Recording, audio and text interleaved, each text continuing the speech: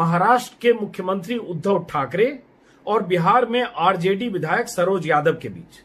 सरोज यादव ने उद्धव ठाकरे को फोन किया है और फोन करके वो महाराष्ट्र में, मुंबई में और एक और जगह पर फंसे बिहारी मजदूर जो हैं, मुश्किलों में हैं, जो लॉकडाउन में फंसे हैं, खाना पीना नहीं है, उनकी 10 तरह की मुश्किलें और किल्लत है, वो उद्धव ठाकरे को बता रहे हैं और मदद की गुहार लगा रहे हैं, फरियाद कर रहे हैं मजदूरों की तरफ से। और जितनी शालीनता और विनम्रता से उद्धव ठाकरे आरजेडी विधायक सरोज यादव से मजदूरों का पता खुद नोट कर रहे हैं और उसके बाद इस बात की, एक तरह से इस बात का भरोसा दे रहे हैं कि मैं उन मजदूरों की जो शिकायतें हैं दूर करूंगा और संबंधित अधिकारियों तक दूंगा। तो मुझे वो वीडियो मैंने 2-3 बार सुना। ऑडियो है वो वीडियो, इसलिए क्योंकि ऑडियो के ऊपर क्लिप डाला हुआ है उद्धव ठाकरे का। मैंने 2-3 बार सुना। मुझे बड़ा पॉजिटिव सा अच्छा फील हुआ कि एक मुख्यमंत्री, बिहार का एक विधायक, वो उसको फोन कर रहा है और मुख्यमंत्री खुद उस मजदूरों के पते नोट कर रहा है। और उसके बाद वो किसी लोकेशन के बारे में सरोज शायद गलत बोल रहे होंगे तो उद्धव उसको करेक्ट करते हैं, क्योंकि वो जानते हैं महाराष्ट्र में कहां क्या है। और उसके बाद वो नोट कर रहे हैं। बीच में उन्होंने कहा कि मैं ऑपरेटर को देता हूं, लेकिन खुद फिर उन्होंने नोट किया।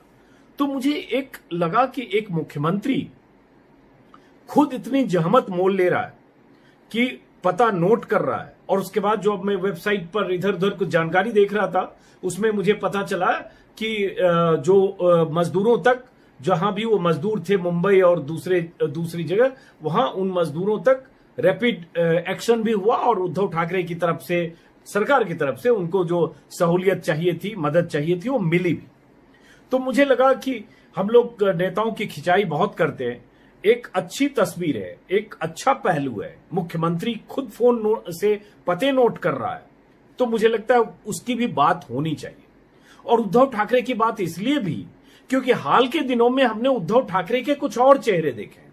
वो क्या चेहरे हैं जिसने मुझे आकर्षित किया, जिसमें मुझे लगा कि वो आदमी सख्त संदेश उन तमाम लोगों को दे रहा है जो किसी भी ढंग से सांप्रदायिक एंगल इसमें तलाशने की कोशिश करते हैं, चाहे बांद्रा का मामला हो, चाहे फेक न्यूज का मामला हो। ऐसे मामलों में भी उद्धव ने बहुत सख्त संदेश दिए हैं। 2-3 मौके, 2-3 बयान। तो मैं उसकी आगे चर्चा करूंगा। उससे पहले जरा मैं चाहूंगा ये ऑडियो वीडियो क्लिप आप देखें और अपनी राय आप खुद बनाएं कि कितने ऐसे मुख्यमंत्री होंगे जिनको कोई विधायक फोन करे। पहले तो वो फोन पे आते होंगे बहुत सारे लोग, ऐसा नहीं है। मैं उस पर बात करूंगा तो 10-20 नाम मैं भी बता सकता हूं। लेकिन इतनी विनम्रता से इतने तनावपूर्ण दिनों में पता नोट करना, तो मुझे लगता है तारीफ के काबिल है। और मैंने ट्विटर पर भी लिखा, और भी है तो अच्छी बात है, लेकिन फिलहाल चूंकि हमने उद्धव का देखा इसलिए उद्धव की बात। तो जरा एक बार सुनिए आप उस ऑडियो क्लिप को। सर नमस्कार। नमस्कार जी, बोलिए। सीएम साहब बोल रहे हैं? हाँ, उद्धव बोल रहा हूँ। जी सर, मैं एमएलए बोल रहा हूँ, सरोज यादव, आरजेडी के एमएलए हैं सर, बिहार अच्छा, पटना से। बोलिए। सर मेरे यहाँ के कुछ लेबर आपके यहाँ 2-3 जगह फंस गए हैं, उन लोगों को खाने का भी पैसा नहीं है सर। नहीं, आप चिंता मत करो, जगह बोल दो। जी सर, तो जगह एड्रेस किनसे लिखवा दे सर पूरे? एक काम करता हूँ, मैं वापस फोन मेरे ऑपरेटर के पास देता हूँ। जी। अगर किसी एक व्यक्ति का वहाँ से नाम और नंबर आप दे सकते हो। जी। तो अभी देखिए सरोज जी, ऐसा है जी, ये सबके लिए एक जिम्मेदारी की भी बात है। जी और सर। एक बड़ा एक प्रश्न भी है। तो आज तक जब मैं आपसे बात कर रहा हूँ तो महाराष्ट्र में कम से कम 87,000 लोगों की हमने खान पान की व्यवस्था की गई है। जी सर। तो ये जहाँ भी होंगे और वहाँ तक अगर मदद मेरी पहुंची नहीं होगी तो आप बता दीजिए, मैं तुरंत करता हूँ। सर एक तो GSW स्टील प्लांट है, ये आपका डोलभी में है, जिला रायगढ़। यहाँ सर कंपनी वाला भी कुछ नहीं दे रहा। ये लोग 150 लेबर हैं, भूखे सर, एकदम परेशान है सर। ठीक है, अभी देखता हूँ। और दूसरा एक है सर दे दिया जाना सर, एड्रेस लिखवा देना है पूरा सर, नंबर दे देंगे। नहीं, GSW रायगढ़ पता है। दूसरा से बोलिए। जी, दूसरा एक है सर, ये थाने पूर्वी मुंबई में है। हाँ, वहाँ मेरे लेबर कुछ फंसे हैं सर, जो मसाला। थाने में कहाँ पे? ये थाने में है सर, थाने पूर्वी मुंबई महाराष्ट्र में। 2-3 लोगों का नंबर है सर। पछवाड़ी कोपरी कॉलोनी। हाँ, कोपरी पाखड़ी। जी सर, उसमें लोग फंसे हैं सर। सर प्लीज सर, उनका नंबर मैं बता दे रहा हूँ सर। 8097 444 592। हरिवंश चौधरी नाम है सर। ओके, मैं अभी और सर GSW वाला का नंबर सर को बता दे रहे हैं। हाँ दीजिए। सर एक नंबर है 960 73 हाँ and 88 88 642। 642। आप चिंता मत करो। हाँ? जी जी जी सर। अच्छा, नमस्कार। जी नमस्कार सर। नमस्कार। तो सुना आपने सरोज यादव और उद्धव ठाकरे की बातचीत, जो मुझे वेबसाइट से पता चल रहा है कि वहां मजदूरों के लिए मदद के लिए भी सरकार की तरफ से कुछ पहुंचा। हालांकि देखिए, मुश्किलें मुंबई में फंसे मजदूरों की भी है, हजारों की तादाद में बल्कि लाखों की तादाद में मजदूर फंसे हैं। मुश्किलें वहां भी है। हमने शुरू में भी एक वीडियो में दिखाया था कैसे मुंबई के अलग अलग इलाकों में फंसे मजदूर तक भी सरकारी राहत नहीं पहुंच रहा है। और इन मुश्किलों की बात हम दूसरे वीडियो में करेंगे और करते रहेंगे, लेकिन यहां चूंकि मुद्दा ये था इसलिए मैं बाकी जगह जाऊंगा तो विषय भटकेगा। तो वहां ये फोन और उसके बाद उद्धव ठाकरे की बात अगर करें तो हाल के दिनों में जैसे बांद्रा में क्या हुआ था, बांद्रा में मजदूरों की भीड़ जुटी थी और उसको लेकर अचानक कुछ मीडिया के जो समूह हैं, चैनल्स हैं, उन्होंने कहना शुरू किया मस्जिद से भीड़ जुटाई गई, ये मुसलमानों की भीड़ है। बहुत बड़े पत्रकार अर्नब गोस्वामी ने तो एक्टर्स कह दिया, ये सब एक्टर हैं। तमाम तरह की नकारात्मक एजेंडा वाली पत्रकारिता उस भीड़ को लेकर हुई। हालांकि उसके पीछे साजिश होगी, अफवाह होगी, विनय दुबे नाम का एक शख्स गिरफ्तार भी हुआ, सब कुछ सही है। लेकिन भीड़ जो जुटी वो न मुसलमानों की थी, न मस्जिद से आई, न मस्जिद पे जुटी, न उसका कोई सांप्रदायिक एंगल था। लेकिन वो हुआ तब उद्धव ठाकरे ने भी उस समय भी बहुत सख्त बयान दिया था। और ऐसे कई मौके पर उद्धव ठाकरे के 2-3 बयान नोट करने लायक हैं। एक बार उद्धव ठाकरे ने कहा कि कोविड से मैं अपनी जनता को तो बचा लूंगा, लेकिन उसके बाद तुम्हें मुझसे कोई नहीं बचा पाएगा। ये उस संदर्भ में उद्धव ठाकरे ने कहा जब कुछ लोग अल्पसंख्यक समुदाय के खिलाफ दुर्भावनापूर्ण संदेश वायरल कर रहे थे। उन्होंने ट्विटर पर लिखा भी कि कोरोना वायरस से के अलावा बांटने वाला एक और वायरस है। मैं ऐसे लोगों को चेतावनी देता हूं और यह सुनिश्चित करूंगा कि कोई कानून आपको बचा ना पाए। इतनी तल्ख टिप्पणी, इतनी तल्ख प्रतिक्रिया, इतना तल्ख संदेश, चेतावनी एक मुख्यमंत्री दे तो अच्छी बात है। वरना आप देख रहे हैं कि बीजेपी के राष्ट्रीय अध्यक्ष जेपी नड्डा कह रहे हैं कि कोई हमारा नेता या कोई आदमी ऐसे सांप्रदायिक सद्भाव बिगाड़ने वाली बात न करे। मोदी कह चुके हैं, मोहन भागवत कह चुके हैं, और उसके बाद 2 विधायक, बीजेपी के 2 विधायकों के वीडियो वायरल हैं। एक कल वायरल हुआ था, एक आज वायरल हुआ है, या 2 दिन में 2 वायरल हुआ, जो भी है। तो उद्धव ठाकरे की बात। उसके अलावा उद्धव ठाकरे ने जब पालघर का भी मामला आया तब भी उद्धव ठाकरे ने बहुत सख्त बयान दिया और तब भी उन्होंने कहा कि पालघर की घटना को लेकर अफवाह नहीं फैलाएं, नहीं तो एक्शन होगा। आपको याद होगा कि पालघर को लेकर उसमें भी सांप्रदायिक एंगल बहुत देने की कोशिश हुई और उसको हिंदू मुसलमान बनाने की कोशिश हुई। शुएब नाम के एक शख्स का उसमें को एक विलन बनाकर जबरदस्ती उसमें इंजेक्ट करने की कोशिश हुई। उस पर भी एक वीडियो है, मौका मिलेगा तो आप देखिएगा। वीडियो में था ओए बस, और उसको लोगों ने प्रचारित किया शुएब बस। उनका कहने का इरादा यह था कि इसमें जो कातिलों की भीड़ में शुएब नाम का कोई शख्स है। 2 दिन तक चला, बल्कि एक ही दिन चला। रात होते होते तक सरकार ने इतने सख्त संदेश दिए कि सब डिफ्यूज हो गया। महाराष्ट्र के गृह राज्य मंत्री अनिल देशमुख ने भी और उद्धव ठाकरे ने। और उसके बाद वो सारी सच्चाई सामने आई कि उसमें हिंदू मुस्लिम नहीं था, कातिलों की भीड़ थी, हत्यारी भीड़ थी। जघन्य अपराध हुआ, वो अपनी जगह है, और उसकी कार्रवाई हो, सजा हो, फांसी हो, जो होना हो, लेकिन सांप्रदायिकता उसमें नहीं था। तो उस मामले में भी उद्धव ठाकरे का संदेश बहुत साफ था। ऐसे 2-3 मौके और हैं जब उद्धव ठाकरे ने ऐसे सख्त और तल्ख संदेश दिए। तो मैं एक मुख्यमंत्री के तौर पर, हालांकि महाराष्ट्र की बात करें और मुंबई की, तो सबसे अधिक मौतें मुंबई में हो रही है। नंबर 1 है कोविड और कोरोना वायरस से मरने वालों में मुंबई। लेकिन मुंबई की घनी आबादी है, वहां स्लम है, धारावी जैसा है, एशिया का बिगेस्ट सबसे डेंस पॉपुलेशन वाला स्लम। उसकी कहानी, उसमें सफलता विफलता पर दूसरे वीडियो में बात होगी और की भी हमने।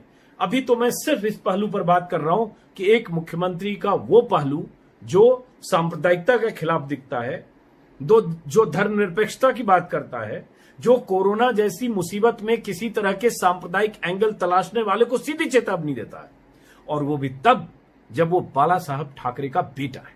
इसलिए कि बाला साहब ठाकरे की शिवसेना की राजनीति को लेकर तमाम कई दशक तक उस पर सवाल है और घोर सांप्रदायिक राजनीति का आरोप भी है और इसकी मिसालें और इसके सबूत और इसके सब कुछ है, तथ्य के तौर पर भी है, क्योंकि घोर हिंदुत्ववादी संगठन सेना रही है। उसी हिंदुत्ववादी सोच और विचार की बुनियाद पर सेना का गठन हुआ है। वो दौर भी था जब बाबरी मस्जिद को ढहाया गया, कोई उसकी जिम्मेदारी लेने को तैयार नहीं था, तो बाल ठाकरे ने आगे बढ़ के अपनी तरफ से जिम्मेदारी ले ली कि हमारे शिव सैनिकों ने गिराया। उस बाल ठाकरे के पुत्र होकर उद्धव ठाकरे ने जिस ढंग से हाल के दिनों में और इस सरकार बनने के बाद खास तौर से जिस तरह से धर्मनिरपेक्ष छवि बनाने की कोशिश की, जिस तरह से सांप्रदायिकता के खिलाफ संदेश दिया, जिस तरह से उन तमाम लोगों को संदेश और चेतावनी दी जो किसी भी ढंग से महाराष्ट्र में सांप्रदायिक एंगल से तनाव बनाने या तनाव तलाशने या तनाव की जमीन तैयार करने की कोशिश करते हैं, उन सबको सख्त संदेश उद्धव ठाकरे ने दिया। इसलिए उद्धव ठाकरे की हम जैसे लोग तारीफ करेंगे। हाँ, उनकी प्रशासनिक विफलता हो, नीतिगत विफलता हो, सरकार की विफलता हो, वो सब अपनी जगह है। समय समय पर हर चीज की आलोचना होनी चाहिए और होगी। जैसे कोविड में अभी अगर पता चलता है कि वहां लापरवाही क्या है, हम उस पर बात करेंगे, लेकिन अभी इस पहलू पर तो उस हिसाब से अगर देखें तो उद्धव ठाकरे उस राजनीतिक परवरिश के बाद जहां घोर हिंदुत्ववादी राजनीति की बुनियाद पर उनके पिता बाला साहब ने पार्टी का गठन किया और उसी तरह की राजनीति, उग्र राजनीति सेना करती रही है दशकों तक। लेकिन हाल के दिनों में जो कायंत्रन हुआ, उससे बहुत सारे लोग उनकी तारीफ करते हैं उद्धव ठाकरे की, और वो उनके स्टाइल ऑफ फंक्शनिंग का हिस्सा है। अब देखिए, जैसे बांद्रा की बात मैं आपको बता चुका, पालघर की बात, उसके बाद पालघर के मामले में जितनी सख्ती और तेजी उन्होंने की, अब उसमें बहुत सारे लोग एंगल तलाश रहे हैं। आज भी सोनिया गांधी से सवाल पूछे जा रहे हैं जैसे सोनिया गांधी ने सुपारी दी हो। दरअसल ये वो लोग हैं जिन्होंने विपक्ष की सुपारी ले रखी है। किससे ले रखी है मैं कह नहीं सकता, लेकिन उनके निशाने पर सिर्फ विपक्ष है और पालघर के लिए ऐसी बात कर रहे हैं जैसे सोनिया गांधी नहीं वहां भीड़ को भेजा था कुछ पैसे देकर, इटली से बात की, और ये क्या लंबी कहानी है, उस पर फिर किसी वीडियो में। फिलहाल इतनी सी बात कि उद्धव ठाकरे का जो ये हाल का ये है वो काबिल तारीफ है, और जिस ढंग से मुंबई के महाराष्ट्र के मुख्यमंत्री होकर उन्होंने विधायक को रेस्पॉन्ड किया, उसकी तारीफ बनती है। एक और चीज, मरकज के मामले में भी जिस ढंग से मरकज के मामले में जब सांप्रदायिकरण पूरे देश में हो रहा था, ठीक है, मरकज और निजामुद्दीन की मरकज की लापरवाहियां थी, बहुत सारे लोग जो उनको सरकारी निर्देशों का, गाइडलाइंस का पालन करना चाहिए था, उन्होंने नहीं किया, और नहीं किया उसका खामियाजा वो भी भुगत रहे हैं और अलग अलग शहरों में देश भी भुगत रहा है।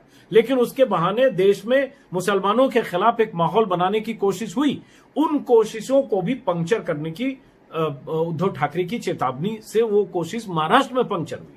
वो दूसरी जगह हो रहा है, फल सब्जी वाले के खिलाफ, मुस्लिम फल सब्जी वाले के खिलाफ मुहिम यूपी में, बिहार में, अलग अलग जगहों पर, उत्तराखंड में, हल्द्वानी में, ऐसी जगहों से जानकारियां आ रही है, मध्य प्रदेश से, लेकिन महाराष्ट्र से ऐसी जानकारी अभी तक नहीं आई है, क्योंकि सख्त संदेश साफ है, जो ऐसा करेगा वो धरा जाएगा।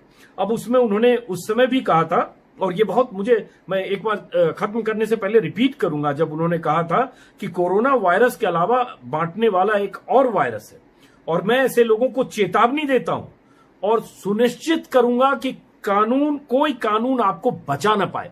कोई मुख्यमंत्री डंके की चोट पर ऐसे कहता है कि सुनिश्चित करूंगा कि कोई कानून आपको बचा ना पाए, तो तारीफ के काबिल है। काश ऐसा यूपी में हो।